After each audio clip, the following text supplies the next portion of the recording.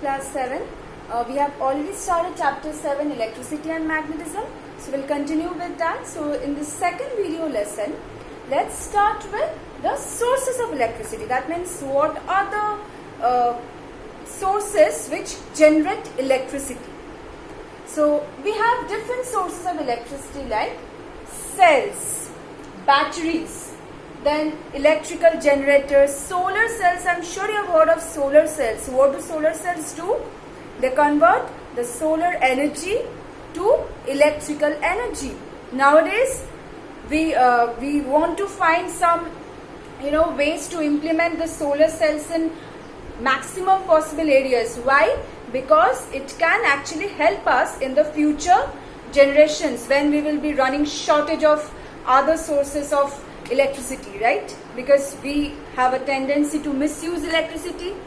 So what about cells and batteries? So in this chapter we will only learn about cells and batteries, not the remaining ones. What are cells? Cells are certain devices. We learn in chemistry that a cell consists of a basic structure of cell. I'm telling you, okay? It has got two metallic rods dipped inside a vessel filled with a liquid. Now, this is known as the electrolyte which is there in the vessel, and this metallic rods are known as electrodes. So what do? We actually connect them with a source of we connect them with the battery or something like that, and somehow we actually so what do? Yes, so what do in this cell? You will learn about electrolysis. I don't want to introduce in this chapter because I'm not sure whether you know this or not. So in electric cell, chemical reactions take place. For this chapter, you don't need to know electrode, electrolytic vessel, the different parts of electric cell. You don't need to know. So just understand the thing that what a cell is. Cell is such a device in which chemical reaction takes place, and with the help of chemical reactions we convert chemical energy to electrical energy. In 9 and 10 we'll do it in brief also. So what is the purpose of a cell? Cell converts what type of energy? For this class you just know chemical energy. Chemical energy due to the chemical reactions which is taking place to electrical energy. So it can provide us electricity then, right? Now, cell will provide a very small amount of electric current.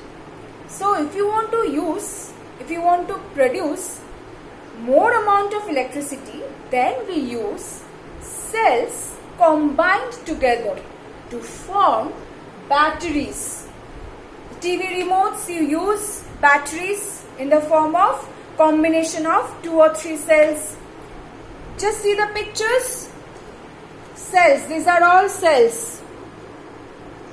These are cells. Inside them, you even don't know you are using them, but you don't know that inside them actually due to the chemical reaction, it's like electrolysis which is happening. So I'll not introduce the concept of electrolysis now. So what is happening? Chemical energy to electrical energy transformation. You have heard about the transformation of energy in the energy chapter. So inside these cells, chemical energy is converted to electrical energy. And see, when cells are arranged, they form battery. Combination of cells form batteries so that huge amount of current can be generated. because an individual single cell will produce a small amount of current. So if we use a combination of cells forming a battery, then we can actually get more current than whatever we will need, we will use accordingly. So cell, we have understood that it uses chemicals. We use certain chemicals inside the cells. So by converting the chemical energy inside the cells to electrical energy, they can be used as sources of electricity. And batteries also, now we know. Now, two types of cells we can have: primary cell and secondary cell. You have seen the, say, when you use TV remotes or say wristwatch or say, clock. So we often, after certain period of time, we have to change the batteries. So why is it so? That is because the cells which are used in them, after certain period of time, when all the chemicals inside the cells have used up, that means all the chemical energy has been converted to electrical energy and all the chemicals inside them have been used up, the cells are now no longer of any use. So we say the battery is dead. So what is it, the battery is dead? The battery is not a living being that it will die, right? So this is a thing which is happening. So now we need to go to the shop and buy new ever-ready Duracell, whatever we use. Okay. So these are the primary cell. Primary cell examples, a simple dry cell which we use in TV remotes, then clock, wristwatches. Other than that, you also have Leclanche cell, voltaic cell, Daniell cell, which is not there in your chapter. Probably you will do it in chemistry. Then suppose, what about the battery in your mobile phone? What do we do? Suppose you have bought the phone from the shop. Now you have used it for 2 days. After 2 days, you see that it's showing phone battery is low. What do? Do you say that, oh, we have to throw the phone because the phone battery is low now? Do we do that? Or we put the phone to charge? We put the phone to charge. We charge the phone and use it again. That means those cells which can be used again and again, how? Once the chemical energy is used up inside the cell, we actually connect it to electricity. And reverse reactions take place. That means now electrical energy is actually with the help of electrical energy, we are able to restore the chemicals inside the cell again, so that the chemicals will be formed again. And now again I can use the chemicals inside the cells and I can convert from chemical energy to electrical energy. So just like my phone battery is low, so I'll put it to charge. Electrical energy to chemical energy. Now the cells again, the chemicals inside the cells are restored. Now I'll just remove it from charging. Again I'll use my phone. So when I'm using my phone, again the chemical energy inside the cells is converting to electrical energy, and it is actually helping me to do whatever activities I want to do with my phone, right? The batteries, the car batteries, same. So they can be used again and again for long period of time. So these are known as secondary cells. That means we can use these cells even after the chemicals inside them have been finished. We can reuse them. Okay. So these are the secondary cells. We use in car batteries lead acid batteries. Okay, just see in your book you have lead acid battery are used in vehicles and inverters. So what are lead acid batteries? You don't have to know, just know that you use lead acid batteries in vehicles, and lead acid batteries or the batteries which we use in mobile phones, these are all under secondary cells. And under primary cells we have simple dry cell, then Leclanche cell, voltaic cell, Daniell cell. So all are the type of primary cells. except for the difference that in this type of cells, the chemicals which we used inside the cells, these are in liquid form. But in the simple dry cell, these are not in liquid form but a moist, mixture is used, a moist mixture is used. Not complete liquid form is used in the simple dry cell. Why do we prefer to use a simple dry cell? Why? What is the benefit of using a dry cell? So that the chemicals can't leak out of the cells, then we can easily carry the cells if they are portable, right? So let's just see the basic structure of a simple dry cell.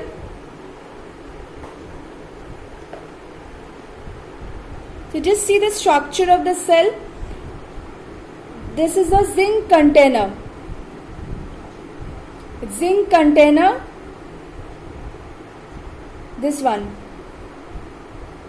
Yellow border. Zinc container. In it, carbon rod is inserted. Sorry? I think by mistake I have said this as zinc container, right? Previously, no. This yellow. Obviously. This one is a zinc container, okay? In it, carbon rod is inserted. Fine. Can you see a cap over the carbon rod? It's made of brass. Brass, carbon, and this container is zinc. Fine. Now, surrounding this carbon rod, here we have got a paste of manganese dioxide and activated carbon. Okay. Now, the yellow portion, here also we have got a paste of, that means a moist paste of ammonium chloride and plaster of Paris. See, all the chemicals are used in the form of paste, not liquid. And outside, that means this is the border of the zinc container, right? The zinc container, it is surrounded by a plastic insulated layer. Okay, so that by any chance the why insulation is done? Insulated layer means it won't allow electricity to pass through it. So electric charges will reside inside the cell then. Now, notice that one end plus is marked, another end minus is marked. If you take, any cell, Duracell, whatever cell you have, see, Ever Ready, whatever, any, from the TV remote or anything, just see once. Just whatever you have in your home, just see, check once. You will notice at one end plus is marked and another end minus is marked. So at one end plus is marked, another end minus is marked. So why this plus and minus is coming from? That means one end is at positive, another end is at negative. Now why is this so? In this class you won't be able to understand. When we'll do it in class 9 and 10, we'll be able to understand them. Okay, so for that you need to know a lot more things like potential difference, etc. So for the time being, just learn that one end is kept at positive, another end is kept at negative. Okay. Now, see, the diagram I won't give you in your exam. It's just for explaining a bit in brief. I have told you. The simple dry cell diagram you won't get in your exam. Neither will you get the construction of simple dry cell. Just learn the different forms of primary cells, advantage of dry cell, then secondary cells, the different examples. So basically this diagram and the construction part I won't give you in your exam. Okay, that means what are the things used in simple dry cell, all those things you don't have to memorize. Okay, now suppose this is a cell. At this moment, okay, wait, say I've got this with me. See, one end plus is marked. Can you see? And can you see this one, a cap like structure? See, matching with the book. One end positive, another end minus, negative. This side is positive, this side is negative. Now, suppose, say this is a bulb. Cannot open the bulb from my room, so it's not possible, so I couldn't show you. Suppose I have a bulb.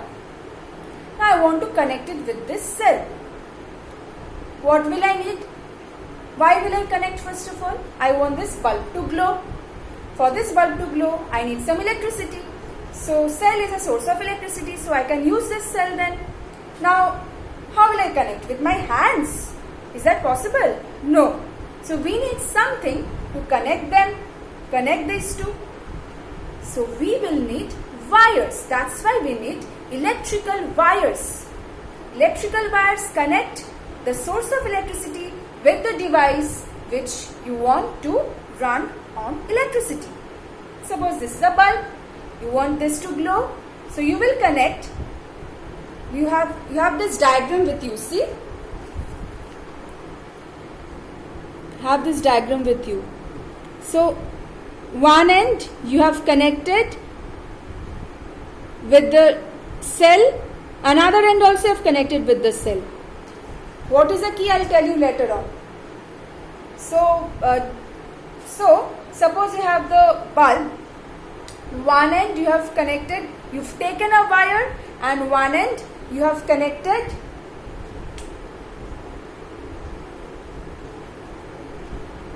from one terminal of the bulb. You take a wire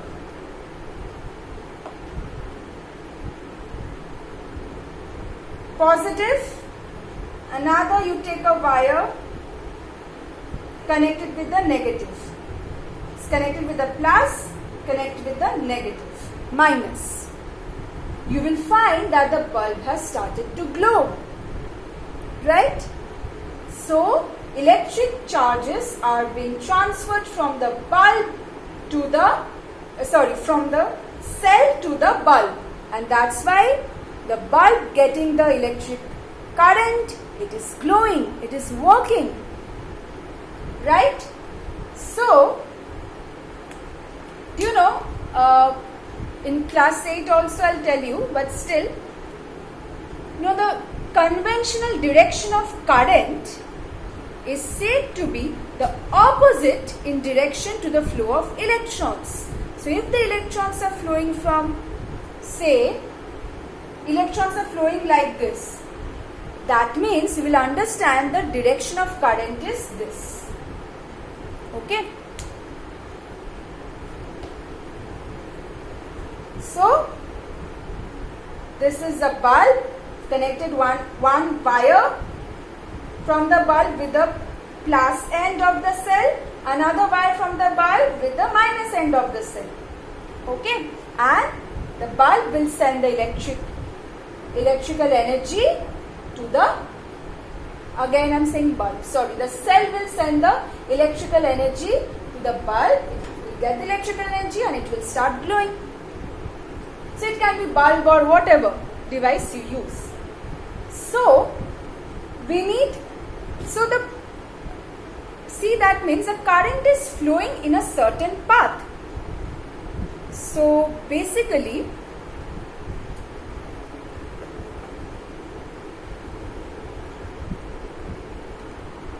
so see, the example which I gave you, there was a closed path through which current was flowing. The closed path in which the current flows, that is known as electrical circuit.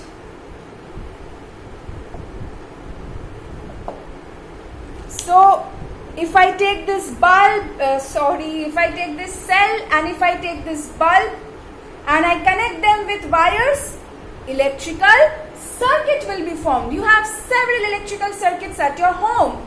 So many appliances are running, getting electricity from the mains. So Don't have to just check them now at your home. That's way too dangerous. Don't try that.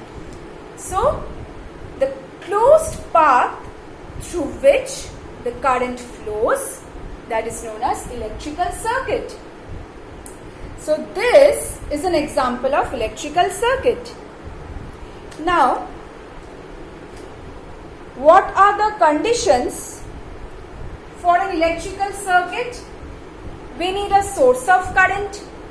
Obviously, if you just hold a bulb, you have the wires but no source of current. Obviously, that will be of no use. We need a source of current, right, which will generate electricity. Then what again do we need? We need the connecting wires. The wires which will connect the source of electricity with the devices which are running on electricity. Now tell me, the wires, the connecting wires, should they be conducting wires or insulating wires? The connecting wires should be conductors or insulators. Obviously, we want them to be good conductors. If they are insulators, they will try to resist the flow of current through them. Right? So, we want the current to flow from the cell to the bulb or whatever. So, we therefore will take such substances, the wires made of such substances, so that they can conduct electricity through them easily. Okay. Also suppose we have connected, fine. But you see that the wire, one part is somehow the wire got broken. Now the current is no magician that it will just, jump from this end of the wire to this end and again will try to flow, because air is not a good conductor. Okay, it needs certain material through which it can flow, the charges can flow, right? So if it's like this, current will not be able to flow and you will find that the bulb is not glowing. So the path of the current should not be incomplete. It should be a complete path of the current. Closed, complete path. If it is incomplete, and the midway current, it's not possible for the current to flow then. Okay? The charges will not be able to flow. Current will not be able to flow.